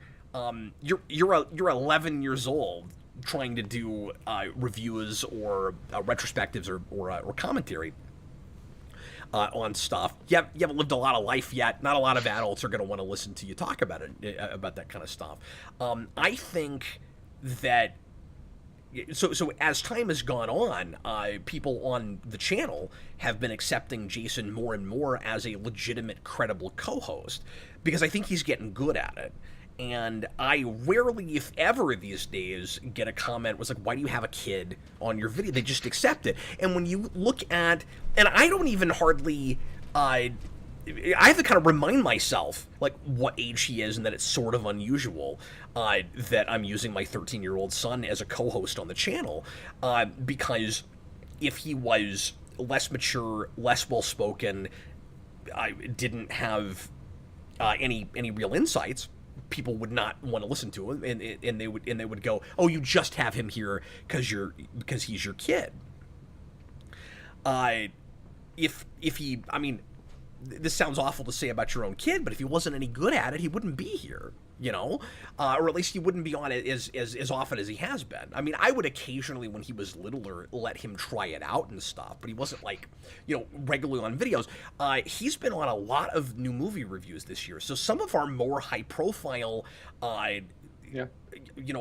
well-watched, even bigger videos for super chats and stuff, Jason has been here for and has contributed a lot. And videos that he and I have done by ourselves, DJ, on things like the Mario movie, like Ninja Turtles, Mutant Mayhem, have done the same view counts I would expect if Austin was there, Connor was there, you were there, and nobody else is there. So the point I'm trying to make is there's a little bit of that at the start. He's not having to start from zero, but what he's doing right now, he's earning for himself.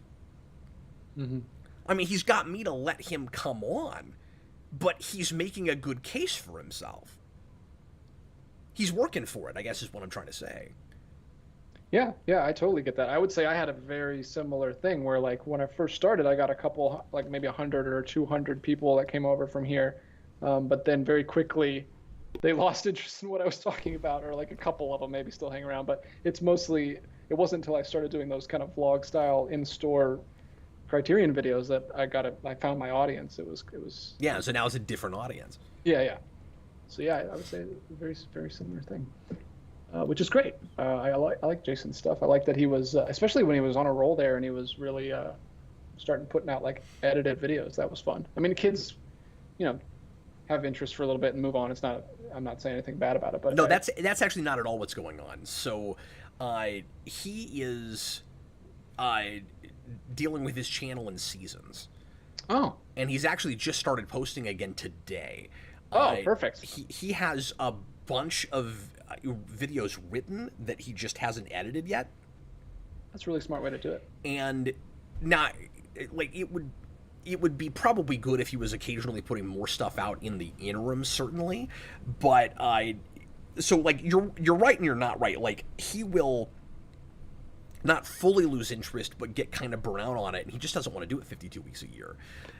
Yeah, nor should he. He's a kid. No, so like yeah, so he's batch making things. He'll do 10 or 12, and then he'll take off for 3 or 4 months, and then he'll come back and make more. Oh, yeah, that's really cool. And so that channel is far from dead. He's got a lot of plans for it. He might be shifting a little bit in. It's still going to be video game related and a lot of retro stuff, but he might be shifting a little bit in exactly what he's making, because I think at some point he's just going to run out of ideas that he cares about. With the whole video game secrets thing, like every YouTuber. Yeah, like he's made a lot of them, but he's got a lot of other video game history ideas. Yeah, sweet. And I'm taking him to the Video Game History Museum in Texas next weekend. And I've been 3 times. It's never worked out for him to come with me. And I know he's going to want to spend a whole day there probably researching and seeing what they've got. And I imagine he'll get some content of some kind out of that. Sorry, I'm not talking very close to my microphone tonight. I'm just going to miss you. I'm flying out there September 11th. Oh, that sucks. Through the 13th. I'll be there for 3 days. Well, I'm sorry that didn't work out. Yeah, it's a bummer, but we were trying to meet up, but yeah, I think the weekend after there was no chance of me making that trip. I think there's something else that weekend that I had to be here for. Yeah, same. We couldn't do it the weekend before because he's going to be out of town. But yeah, man, I'll be with you in spirit, just a week after you leave.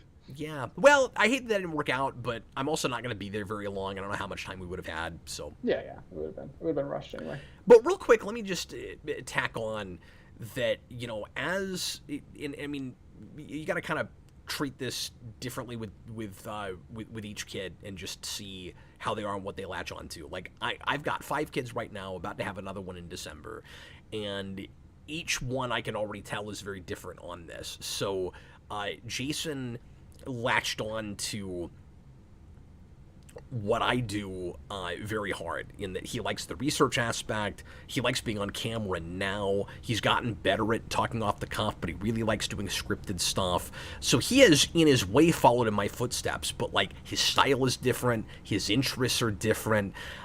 He is much more interested in history than analysis, than the literary analysis thing. Now, that might come later as he gets older. I don't know. But I kind of think he'll kind of stay in the retrospective place. I don't think Freddie will ever get into what I do.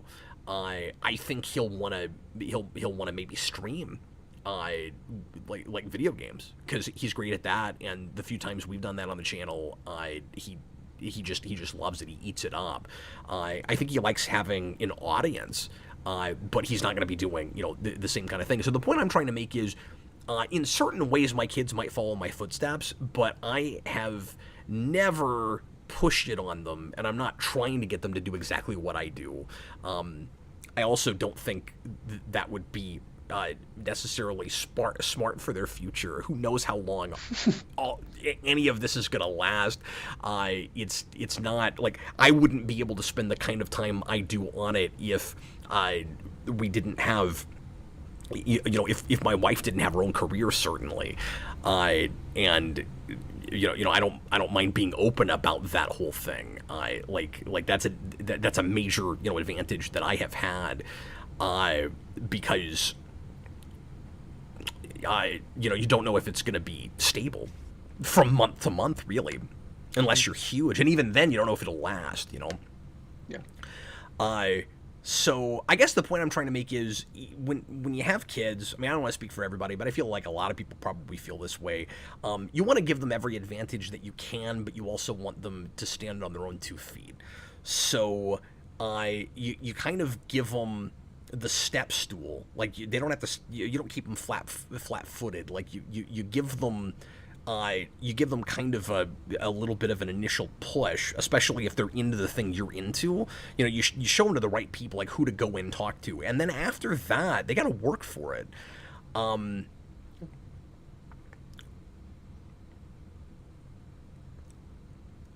like I think I think a lot of people, the way you get your first job with anything is through people and advantages that you have like that.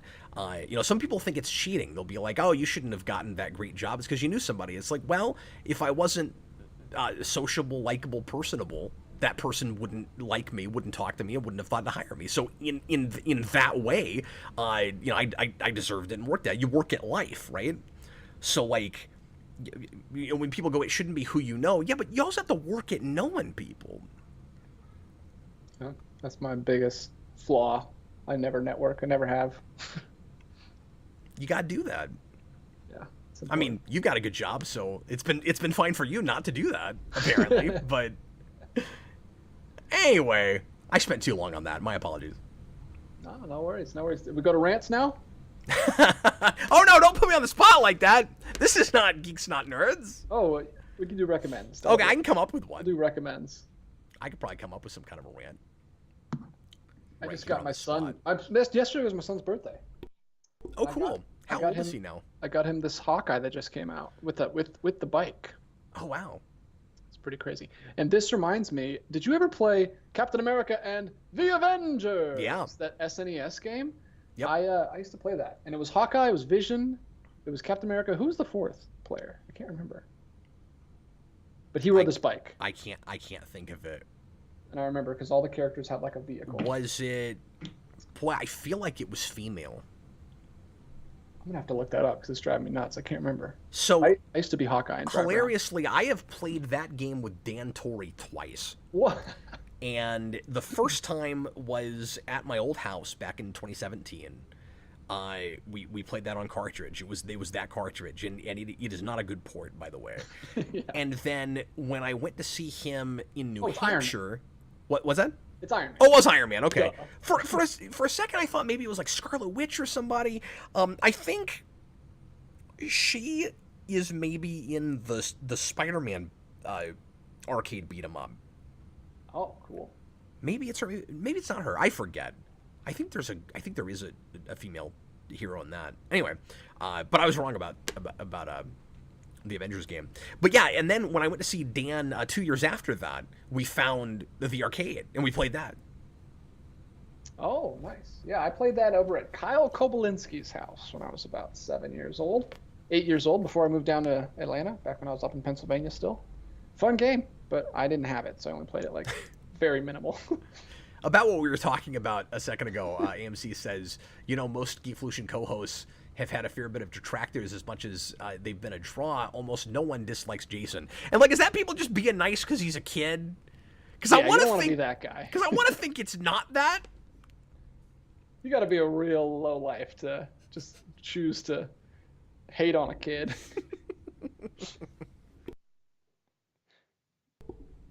We very rarely had that.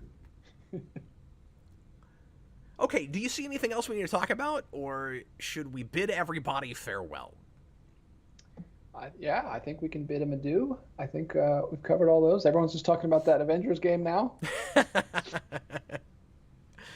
I am still trying to carve out some time, DJ, to play the Spider-Man game on Dreamcast. That's on the PS2 that you've been talking about forever. PS1, but or PS1. Pardon me. I wonder. I would like to see how different the. I don't know why I said that. I knew it was PS1. Is. But yeah, there's also a Nintendo 64 version, which I don't think is that the same game? as good. But I didn't think that was the same game, but maybe it is. It's funny because most of us just call it Spider-Man PS1 because it's just called Spider-Man, right. But it was on other systems.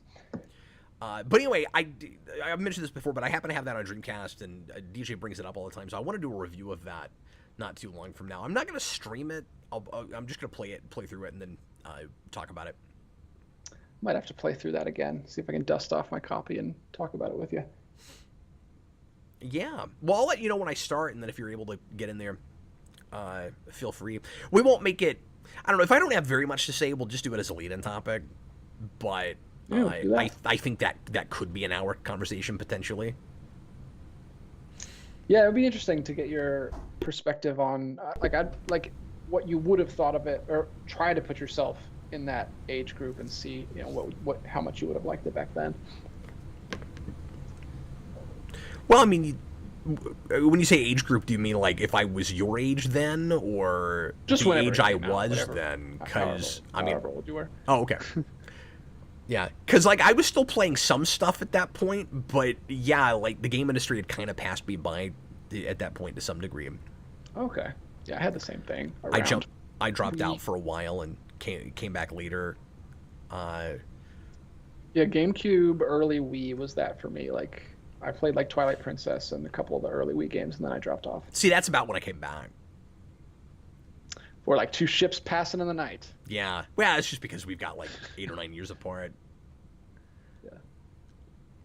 Because I was probably about the same age you were when you dropped out for a while. During the Wii era. But yeah, have I ever told you that story about why I ended up getting a Wii? About your Wii era? No, you've never told me about your Wii era. Yeah. Well, I'll never describe it that way again. I didn't even say it like that. That was all you. Your Wii era. No,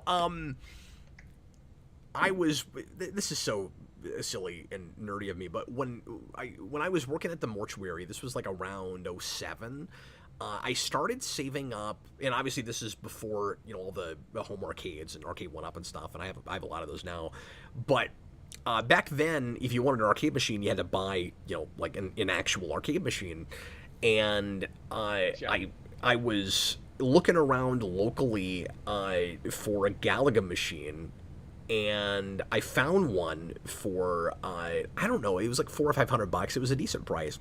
Wow, that's great. And it was on Craigslist or someplace, and so I saved up, and I was gonna pull the trigger on that, and then ultimately I ended up not doing that, and I just bought a Wii instead. So that's why I got back into video games, was because I didn't buy a Galaga machine back then, and then I didn't finally get one until I got the Arcade 1-Up machine. From you. Yeah. 4 years ago. Wow.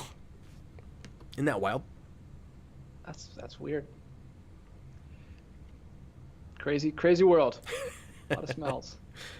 Anyway, thanks a lot for watching, folks. Hope you enjoyed it. Austin and I tomorrow night are gonna talk about the 4th season of The Simpsons. Finally, I think nice.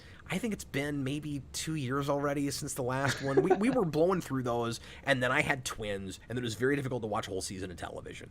And I'm finally to a point where I can do that again, and now we're about to have another kid. But we'll try not to make it 2 years in between again. I think I've got a better... Just watch it with Autumn. Just watch season 5 with Autumn. I think I've got a better system now for getting these watched, and I'm not taking the meticulous notes I did before because I really don't have the time for that. So hopefully the conversation's still good. I'm gonna do my best to remember as much as I can. Austin knows those things like the back of his hand. Jeff was supposed to be there, but he's not gonna be able to make it now, so it will just be me and Austin tomorrow. We're planning on starting at 8 o'clock Central. If that changes and we have to back it off an hour for whatever reason, I'll let you guys know during the day. But try to come in for that if you're so inclined. I know we had a lot of folks that really enjoyed the other 3 and have been kind of begging me to bring it back. Sorry it's been so long, and we will be watching an episode, doing a commentary at the end of the show, just like we did with the first 3, and the poll for that is in the community tab if you'd like to vote for an episode for us to watch. Austin says we did 3 seasons in like 2 months, and then it's been 2 years. Well, I don't want to promise anything, but I'm going to try really hard to make sure that doesn't happen again. Austin's been super cool about it, but we really wanted to go through all of it, even the bad seasons, even the later stuff. We were even kicking around eventually doing Futurama maybe.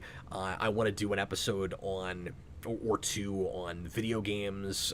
We want to do a commentary on the movie. I want to make Austin watch The Critic. Are you going to get that 1-Up machine? I've been back and forth on it. It's come down in price. Not on Arcade 1-Up's website, but a lot of people are selling it cheaper now. So like the price is better now. I can get it for around $400 now, which is fine for that size. For like a 4-player thing. I think that's what I paid for Ninja Turtles. The problem is I don't think it would get played very much, and I'm out of space. Like I've got 12, and there's one or two that don't get played very much that I could maybe sell to stick it in. But I don't really know if I want to lose them. So, yeah, I don't know. I kind of want it for bowling, though. That's fun. It's kind of cool that's in there. Do you know about that? Yeah, my brother has that one. Oh, does he? So you played it? It's cool that it's 4 players. There's not that many of those, which is cool. Yeah, well, the Ninja Turtles one is the other one. Yeah. But that's also part of why I've been back and forth on it, is the Ninja Turtles machine doesn't get played that much. And we very rarely played it with 4 players. And I do have an emulator machine where I can do Simpsons 2-player. And I just don't know how often 4-player would come up. So, like, I actually have a way right over here to do that, and it looks really good. So, like, really the only reason to get the dedicated machine is if you want to play 4 players or just to have the art, just because it looks cool in with the rest of them. So I would have already bought it by now if I had a spot for it, but I don't have any space right now. Because that's what we nerds do. We only buy art if it's in the form of another product, like it's holding a movie inside of it, or it's holding a game inside of it. I will say, Mikey adored the Simpsons game when he and I played through it on my MAME cabinet, and I have kicked around. If I get it, it'll be for him for like Christmas or something. Austin says The Critic would be interesting since the showrunners of 3 and 4 leave to do that show. Yeah, I knew that, Austin, and that's why I almost said this a minute ago. That's why I was kind of kicking around, maybe pitching to you that we go ahead and do The Critic before we do Simpsons season 5. But I would only do that if we could get it knocked out pretty quickly, because then we'll get a lot of crap from people for doing yet a different show, sort of related to The Simpsons, and not season 5, considering we put 2 years in between. So I don't know if we can get away with that. I want to do that because I grew up with that show some, and it doesn't hold up as well as The Simpsons, but I would be fascinated to see what Austin thinks of that. And I like John Lovitz a lot. I've seen John Lovitz stand up in person. It was the last thing I did before the world shut down. It was like, wow. Yeah, it was like everything, the shutdown happened and everything got closed that weekend. Yeah. We went into that show knowing it was probably the last thing publicly we'd be able to go do. I was there with Vince and a friend of ours. Yeah, that was a crazy. I went to Jamaica that March. That's right. That month, right before every airport in the world shut down. It was crazy. Isn't that crazy? Were you worried you were going to get stuck there? No, I think it was like, I don't know how much it was on my radar until like right after we got back. I can't remember. Oh, okay.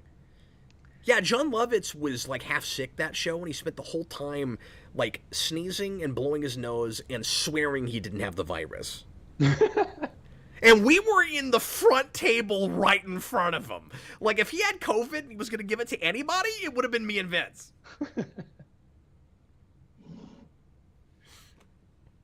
Anyway, thanks a lot for watching, everybody, and we'll see you again next Thursday at 7 o'clock. I was Captain Logan, and this was Austin. I mean, not Austin.